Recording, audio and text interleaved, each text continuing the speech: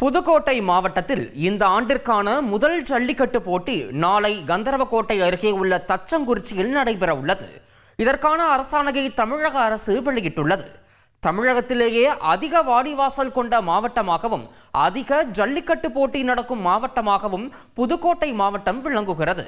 இந்நிலையில் தச்சங்குறிச்சியில் நடைபெறும் இந்த ஆண்டிற்கான முதல் ஜல்லிக்கட்டு போட்டியில் பல்வேறு மாவட்டங்களில் இருந்து 600க்கும் மேற்பட்ட காளைகளும் 350க்கும் மேற்பட்ட மாடுபிடி வீரர்களும் கலந்து கொள்ள உள்ளனர். உலக புகழ்பெற்ற அலங்காநல்லூர் ஜல்லிக்கட்டு போட்டிக்கான ஏற்பாடுகள் பந்தக்கால் நட்டு தொடங்கி வைக்கப்பட்டது.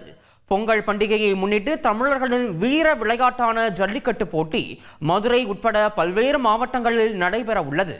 ஜனவரி 14ஆம் தேதி அவனியாபுரத்திலும் 15ஆம் தேதி பாலமேட்டிலும் 16ஆம் தேதி அலங்காநல்லூரிலும் அடுத்தடுத்து நடைபெறுகிறது.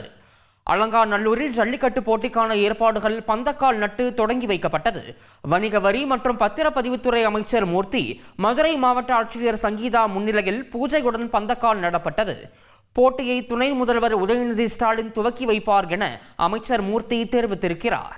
மதுரை பாலமேடு ஜல்லிக்கட்டுக்கான ஏற்பாடுகளை அமைச்சர் மூர்த்தி முகூர்த்த கால் ஊன்றி தொடங்கி வைத்தார். பாலமேட்டில் ஜனவரி 15ஆம் தேதி ஜல்லிக்கட்டு நடைபெற உள்ள நிலையில் வாடிவாசல் அமைந்துள்ள மஞ்சள் மலை ஆற்றில் பார்வையாளர் மாடம் மேடை அமைக்கும் பணிகள் நடைபெற்று வருகின்றன. முன்னதாக பணிகளை அமைச்சர் மூர்த்தி, சோழவந்தான் சட்டமன்ற உறுப்பினர் வெங்கடேசன் ஆகியோர் முகூர்த்த கால் ஊன்றி தொடங்கி வைத்தனர்.